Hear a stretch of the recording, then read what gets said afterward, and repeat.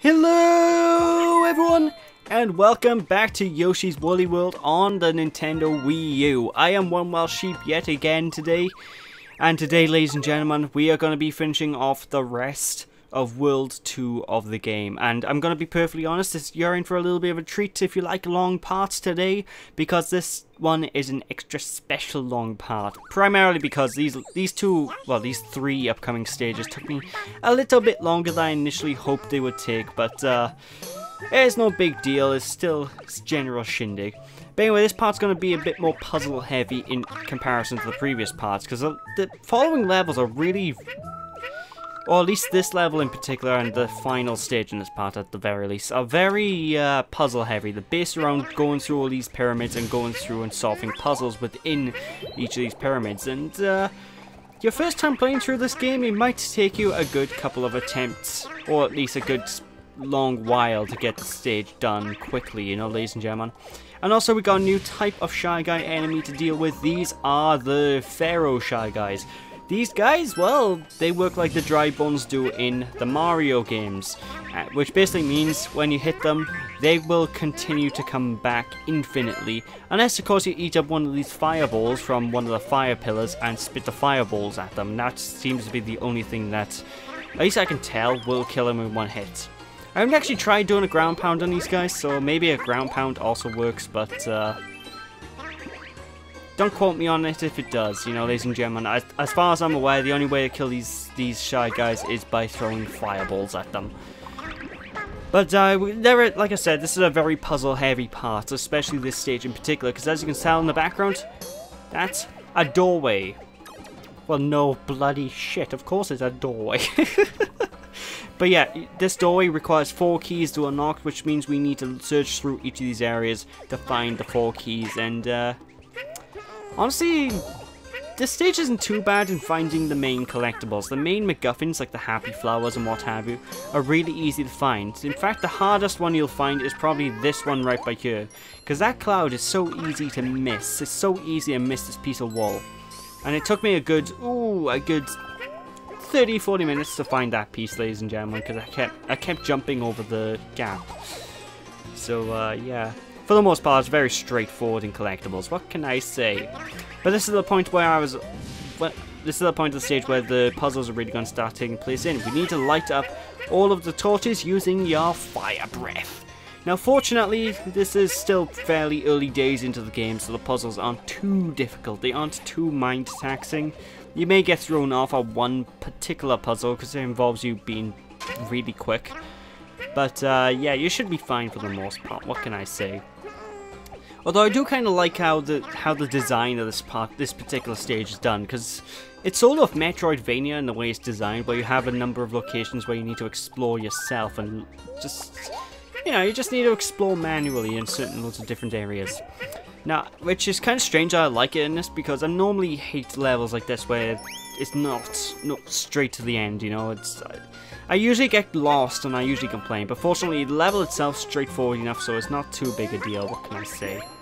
Anyway, that suspicious looking pipe that's slightly higher than the rest is a cue to throw your yarn balls up, because there's another piece of wall up there. In fact, we're 4 minutes in, and we've already almost got every piece of wall in this stage, folks, so yeah, I guess. Although this is a pretty lengthy level, I will be honest. It's like, this is a playthrough of me knowing what I'm doing. It's still going to take me a good 10-15 minutes to complete, maybe. I'm looking at my timeline, I can't actually tell. I think it takes me like 15 minutes to beat this stage, so even though I know what I'm doing, this one can take some time, ladies and gentlemen. It takes a long time when you don't know what you're doing, yes. One thing for sure.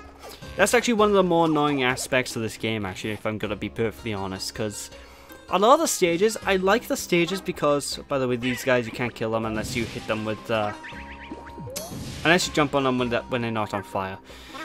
But one of the more annoying aspects of this game is just that the stages do take a long time to complete. And if you don't have patience for that sort of thing, you like to get thrown point to point, you know, if you like good pacing in games, this may frustrate you a tad, like it does with me. It's probably part of the reason why I'm being a bit more reluctant, shall we say, to record these parts, because Actually, I've been reluctant just to play through the game, and it's kind of strange. Because the game is fun. I love this game through and through, but I'm just reluctant to play through it constantly because the stages take so long. It really drains me to go from each stage to stage, and it doesn't really help that each of the stages is, each of the stages have their own... Each of the stages take 10 minutes on each to beat, and looking for all the collectibles can be really draining. That's what I'm trying to get at. My English is sort of failing me there. Anyway, I'm being an idiot right now because you know that enemy I just swallowed? Well, I meant to actually use him as a platform in order to jump up to collect that yarn wool piece, which can be quite a bit frustrating. So yeah, be sure to use this guy as a little booster to try and reach up here, because it's very easy to not be able to reach these pieces, you know, ladies and gentlemen. And if you can't tell, obviously these switches that we are currently standing on, well, you could stand on them for the number of jumps that is actually currently displayed at a time. For example, I can jump on this twice, now I can only land on it once, and when I jump off it again, it explodes, which means these platforms aren't, they aren't things we can abuse. I haven't seen many tricksy platforming sequences with these things yet, because like I said, I'm playing through the LP and commentating over the LP pretty much just after I'm playing the stages for the first time, so I'm still not knowledgeable on what's happening later down the line in the course of the game, you know, ladies and gentlemen. I'm still not entirely sure. But anyway, if you want to know how to get through this puzzle, just start with the top left flame and then sort of go in a glow in a clockwise motion in order to ignite all the flames, and the key will be yours. Yay. So there's that. I kind of like the music though on this stage in particular, because it's really relaxing, surprisingly. And it's not often I like Egyptian music. Egyptian themed music even in these games. I've never been a fan of them for the most part. Like even in Crash Bandicoot, and that has a really good Egyptian track. It's just I don't usually what's the term I'm looking for? They don't usually impress me so much, you know. So it's kind of neat to have one by here. It's kind of neat to have in the background, you know. It's kind of relaxing. Although it does come across as a bit creepy, you know. This song would fit pretty well on a horror-based level, I think. I don't know if it's just me thinking that. I think it's because of the instruments that I used when it goes wah, wah, wah, wah. You can listen closely in the background. Anyway, for this puzzle by here, you need to basically eat the fire off the torch at the top of the screen as the fire guy thing lands on it. Otherwise, well, you'll just eat the fire and it won't respawn. So it's a matter of timing with that one. It's easy enough to pull off, but I can see that giving some people a little bit of trouble their first time through. It gave me a little bit of trouble at least. And also use the enemy as a little boost as well. One thing you'll find from this point in the game onwards is enemies will be beneficial for platforming purposes. You will need to boop off the enemies' heads in order to collect things, because that's the only way you're going to get the height. And I have noticed that it's becoming more apparent as we get later on into the game. So yeah, if you don't like, if you can't aim jumps, good luck collecting stuff, you know, ladies and gentlemen. But it is, as the game developers said, or at least during the interviews, Goodfield has said that this game is going to be, it's pretty much an easy game to play through casually. But if you want to collect all the collectibles, get through everything while collecting everything and whatnot, the game does become extremely challenging. So, and honestly, I thought I don't see any difficulty increase in the first world, as for the most part, it wasn't really much of a difficulty increase until I went to the special stage.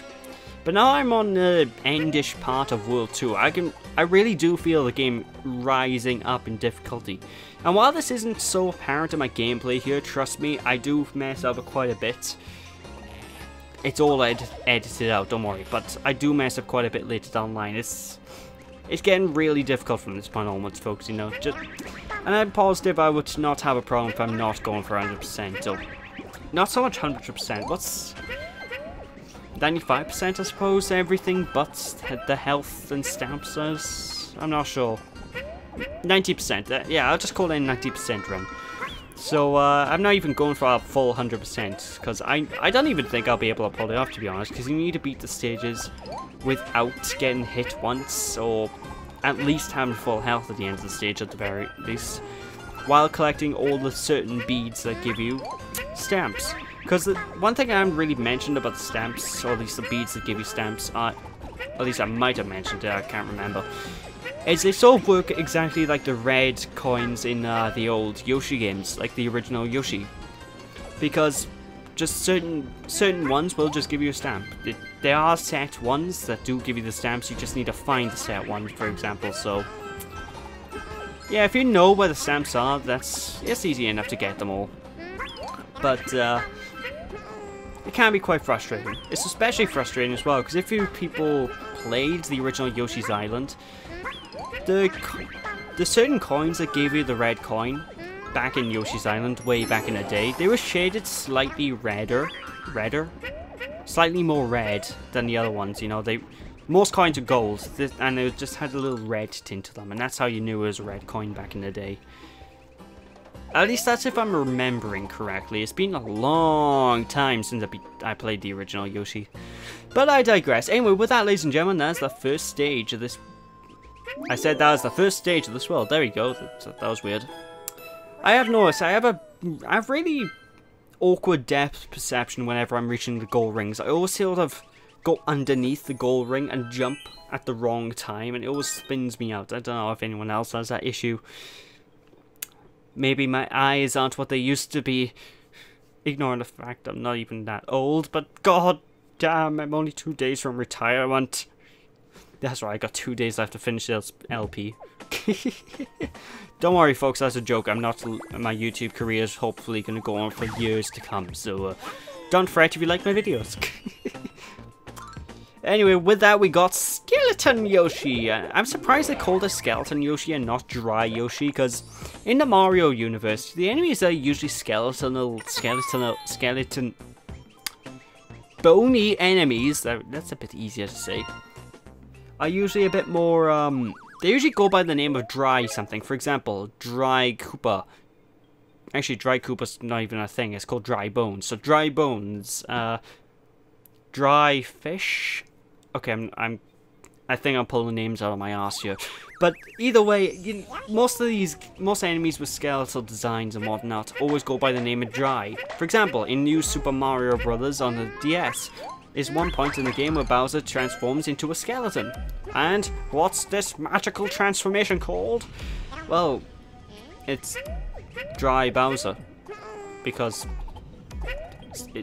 he's dry, you know, he's been in lava. Lava will evaporate water in your body, you know, ladies and gentlemen. But anyway, this is your traditional final end of stage level, if you will. Compared to the previous stage, there's not really much puzzle aspects to this one. This is more of a traditional go to the end. But due to the new enemy types we gotta face up with, this stage is actually deceptively difficult for one thing. Just because the enemy types, they really are awkward to deal with. I'll talk about them more when we actually see one on screen. And just the way the lava and whatnot's used in the gameplay, it's kind of awkward. There we go, this is one of the enemy types here. These dogs, these fire dogs, that honestly would fit really well in Pokemon now I think about it. They will shoot out a fireball of sorts at you. Now, the main way you've got to deal with these things is you need to first subdue them by either throwing their own fireball back at them by eating it up, or throwing a yarn ball at them. Otherwise, if you touch them, they hurt you. And I really hate touch damage in games, ladies and gentlemen. I really do, because it's such... I don't understand why touch damage is a thing. I mean, it would make sense if the enemy is sort of electrified, and I guess it sort of makes sense. These guys have fire on their heads, but... you know, games shouldn't really have touch damage in this day and age, you know, we're past the technology now. We can have games that have actual combat mechanics. Like Freedom Planet, for example, that does it perfectly. It's a Sonic the Hedgehog type game without touch damage, and it works really well. And the way they combat the lack of touch damage in terms of difficulty is they just make the enemies more ferocious. That's all you need to do. But I digress. Anyway, you also need to watch out for the zippers. Yeah, that's what they are, zippers. That are rotating around a lot of these platforms, because obviously the zippers are on fire. If you touch the fire, well, it hurts. Don't touch fire, kids. Fire bad. Fire hot. That's my pro tip of the day, by the way, ladies and gentlemen. Don't touch fire. It will burn. Fire's no good. Wow! Anyway, you might be wondering how to get hold of that happy flower piece. Well, hidden cloud, hit the hidden cloud, and it just makes these platforms appear. It took me quite a long time to actually find out how to get that, to be perfectly honest, ladies and gentlemen, because I was just jumping around for an hour or so, just going, what am I doing? What am I meant to do? Because at first I thought you had to sort of throw yarn balls at the fire zippers in order to make a platform appear. That's not the case. If you throw yarn balls at the zippers, all it does is it closes up the zipper, which means, well, there won't be any fire for you to get burnt by, you know? Ooh, that was close. That was close. This is a little bit tricky as well to get hold of, primarily because my timing is god-awful, so, yeah, just watch out, watch out. Like, your biggest threat in this stage are the zipper fires that are popping across from the screen.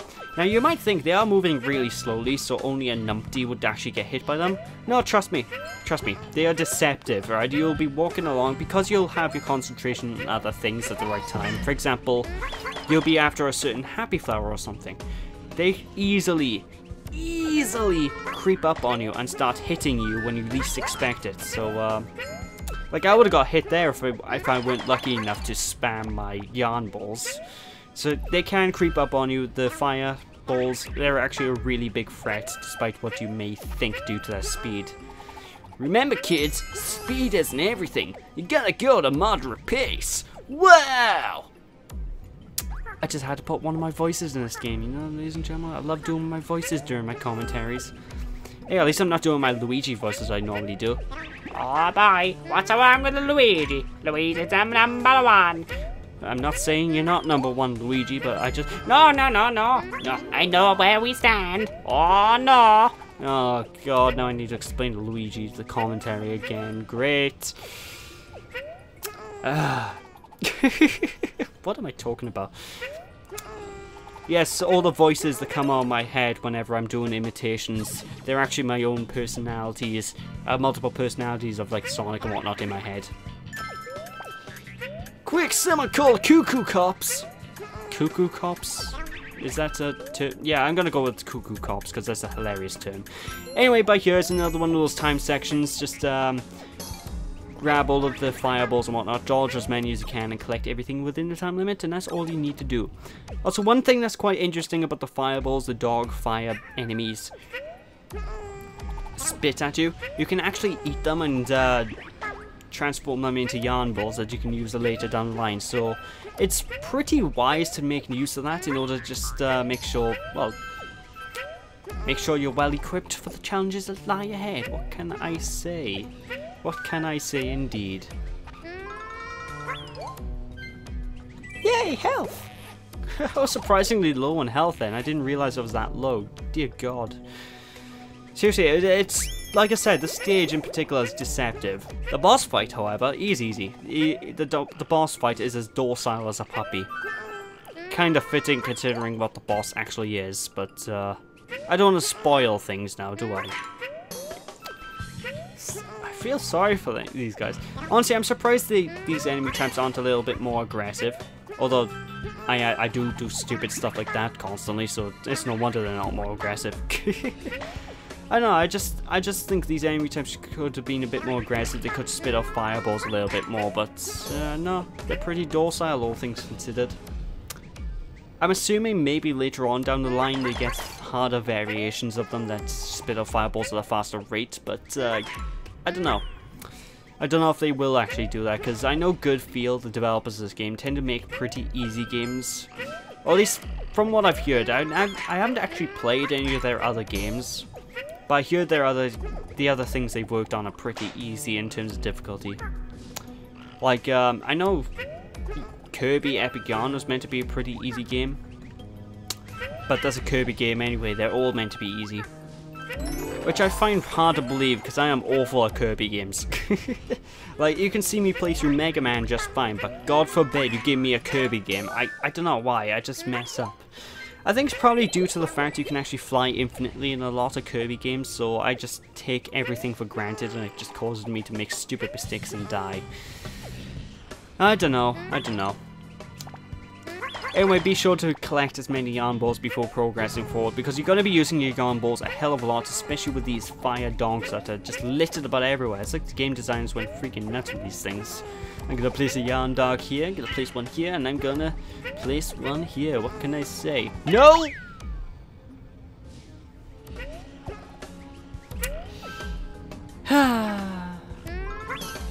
Well, on the bright side... Wait, how did he break it? I call shenanigans on that. I clearly hit him with the yarn ball. And of course, yeah, I did die, so that means I basically had to redo the entire stage from the checkpoint onwards again. Frustrating stuff. That's why I'm kind of glad that editing exists, and that's probably why you guys are praising the editing gods right now. Like, imagine if I was Dark Side Phil and I was playing this, you'd have to suffer every simple mistake I make, because I think I died like maybe 2 times in this stage just because I kept doing stupid stuff. Like, one time I actually did jump into the lava like an idiot and just died, so yay, editing, what can I say? And with that, ladies and gentlemen, as well, in this hidden wall, there's the last of the wall pieces, so there's that. I should really explain about the wall pieces a lot more when I'm actually coming up to the points where you can get them, but I got other things to talk about during the LP, folks, you know, so I'll explain things more so when I get the chance. Don't fret. Alright, let's see. Oh, look at the puppy, he's so cute. Isn't it about time you gave up? That really burns me up. Or rather, it'll burn you up. Oh, great. Oh my god, it's so cute. I want one. Nintendo need to make a plushie line of these things, because otherwise I'll be disappointed with them. But either way, this here is Bunsen. What he's going to effectively do for the start of the boss fight is he's going to jump on back and he's going to shoot out 3 fireballs at you. When he's shooting said 3 fireballs at you, eat them up and make them into yarn balls. This will give you enough ammunition to beat him during the course of the battle. Then whenever he goes grey, throw one of the yarn balls at him and it will cause him to stick his tongue out. Ground pound the tongue and that will do 1 hit of damage. Just like all the previous bosses up to this point, he takes 3 hits to take down, so he's not that big a deal. Now watch out for this flamethrower attack. I believe it's very easy to get, well, it's easy to dodge, but it does do a lot of damage if it actually hits you, so try not to get hit with it, that's all I can say. He's also going to do, at every phase, he's going to also do a 3-hit jump. And on the 3rd jump, he'll always jump to the other side and get ready to throw more fireballs at you. When he goes to throw more fireballs at you, that's basically your cue to hit him, because that's when he goes grey. And it's basically rinse and repeat the tactic on the 3rd phase. He does the exact same things, only faster. Woo! Jazz hands. You couldn't see then, I actually did jazz hands. But yeah, like I said, 3rd phase is pretty much the same as the first 2 phases.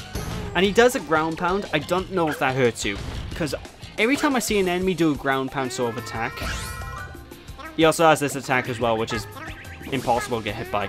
But every time I see an enemy do a ground pound attack, I instinctively jump whenever they land on the ground. So I don't know if that can hurt you, but I think it's best to be safe and just jump whenever he's landing, because otherwise, you never know, you might get stunned or something.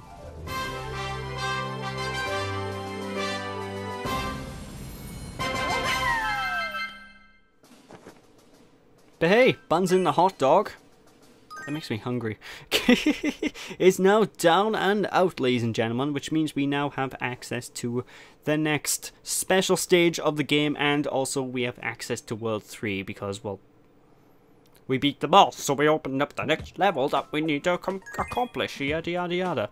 And we got a new power badge. That one I haven't equipped, but I should learn to equip that, because what the power badge does is it gives us extra health, or at least extra protection anyway, so we don't get hurt so much. So I'm gonna need to remember that exists later down the line, because I am gonna probably make some very good use of that badge in particular.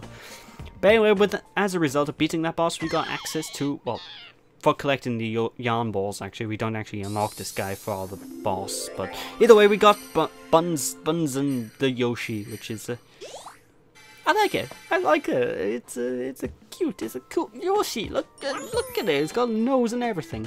I think it's the only Yoshi I've seen so far that actually has its own little nose. Anyway, time for the perils of the perplexing pyramid. So many P's in that sentence. I'm so glad I have a pop filter so the P's come through perfectly fine and dandy. But anyway, this stage by here is very puzzle heavy, and it's frustrating. The stage is honestly frustrating. It actually took me a good few attempts to get a successful run of this level done, because it involves some really pinpoint precision jumps and really pinpoint precision platforming. Now, collecting all of the collectibles in this stage isn't so much the big deal. Just getting through the stage is the challenge of this one, folks, because it's all a giant puzzle. That's all there is to it. For example, when we reach back here, we need to use the Koopa shell at the right time in order to hit the switch, which will cause these platforms to appear. And those items that you see me collecting with the red switches, those will only appear when the red switch has been hit. Once we're done with that, we'll have access to the red shell again, which we'll need to pick up quickly, rebound it into the hole where the yellow switch is, which will obviously give us access to the key to move into the next phase. Now, in terms of actual what there is in this stage, there's not much, because this stage is pretty much split up into maybe 3 to 4 sections. The length of the stage mainly comes from the length that you're going to spend in each section in particular, because each section has its own unique puzzle, and some of them may be time consuming depending on how lucky you are, because they get really picky. Like, this one took me a good few attempts on my practice run at the very least. I did fine getting through this puzzle in particular when I'm recording, but yeah, I digress. But basically, this one back here, as you can tell, has lots of dotted lines around. It involves pushing this stone guy into small crevices and whatnot, so that he ends up hitting the switch. And we basically need to lure him all the way by hitting yarn balls and whatnot at him, all the way to the end where the key is at. Now, this can be really tricky purely just because it's just frustrating, really, isn't it? So what you're going to want to do is, as soon as he lands on the ground, spam the yarn ball so you can hit him immediately. If you manage to do this successfully, you'll basically always be perfect to hit him and send him right. Basically, you'll be sent directly in the direction where you want him to go if you've done it right. If you've done it wrong, then it's going to be frustrating, because otherwise you need to redo the entire room, basically. It's very pinpoint precise, this room, that's all I can really say. Although you might be wondering, how do I get past here? Well, just shoot him with your tongue when you get to this little section, because it's basically easy access in the pushing menu, because your tongue can be used as like a shoving thing, a shoving apparatus, if you will. Shoving apparatus. I'm trying to think of an example. What's usually used to shove things? Say you're making a sand castle, right? And you got loads of sand in the actual tub, and you put it over, and you have to tap the tub to sort of shove the sand and mold it into place. Sort of like that, you know, ladies and gentlemen? I probably made it even more confusing just by saying it, but I don't know, I digress. Anyway, for this room back here, we need to manipulate the Monty Mole sort of creature in order to go all the way through the end. But I do recommend running through this room first in order to collect all the collectibles, because it will save you a headache in the long run if you're trying to chase the mole with you while collecting these things. So it takes a little bit longer to do it this way, but I do recommend doing it just because you'll be able to collect everything, no problem. What can I say? And also because you'll have to constantly jump over the mole whenever you're going through this sequence, so it just makes collecting these beads just that much more frustrating, that much more difficult, you know, ladies and gentlemen? I mean, this stage is actually a really good stage when you got it down and when you can speedrun it, but the problem is, it's kind of frustrating when you make stupid mistakes, like I'm about to in a few seconds now. So yeah, you just have to jump over this repeatedly and lower him onto these platforms until... One eternity later. Until they die, and then you need to redo the sequence over and over and over. And over again. Seriously, this sequence took me well over 20 minutes to complete. I had to edit. I wish I could show it all off, but I'm pretty sure your attention would be lost by then, and my commentary would have run out by then. So, yeah, like I said, just follow the route, jump on the platforms as soon as you get the chance, and jump over the mole whenever he's running into you. He's going to be chasing after you because he just wants a hug. The poor little guy. Although he kind of looks really springy. I don't know why. I think it's just the way they did the graphics of the mole in this game. He just looks like a giant mole spring. I don't know if anyone else can see that. It could just be me. But yeah, luring him all the way around here will allow us to access the final area of the pyramid. And we're pretty much almost done with the stage, ladies and gentlemen. We're pretty much right up there. So grab hold of that flame, and that pharaoh guy, burn him. If we don't burn him with the flame, well, we won't be able to progress much further now, will we? So we need to kill him. Otherwise, these things won't appear. Also, these little things as well with the arrow, I haven't really mentioned them. You'll automatically attach to them whenever you land on them, and they basically act like the barrels in Donkey Kong Country. You push the jump button when you're on them, and you will be sent in the direction that the arrow is facing. I can see a lot of potential levels using those later down the line, but for now, it's a simple get to point A to point B mechanic, so I can dig it. I can dig it. It's like a spring of sorts if you played Sonic. But anyway, with that, ladies and gentlemen, that is this stage done and dusted. I'm positive I went through that then. I don't know why. My depth perception with these goal rings are frustrating. Good lord. Good lord. Oh, really? One heart? That's really annoying when you have everything but one tiny collectible to get 100%. Now, like I said, it's not a big deal. I'm not going for 100% in this playthrough, but it's still annoying, you know, when you have just that one thing off. Your OCD goes mad. Like, ugh. I was honestly tempted to replay the whole stage because of that. Thankfully, I didn't. I probably won't have the sanity. I only just managed to get this part prepared on time. But with that, we got Wii Yoshi sorted out, so we're going to be playing as him next time, ladies and gentlemen, where we're going to be taking on World 3. So, thank you all for watching. Hope you all enjoyed. Don't be sheepish, people, and I'll catch you all then. And, I like the look of that. It looks like a neat little preview. It kind of reminds me of, Wreck-It Ralph, the one kart racing area in that movie, if anyone's seen it. I digress. Anyway, I'm holding you guys up. So thanks for watching. Hope you all enjoyed. Don't be sheepish. I'll catch you all next time. Bye!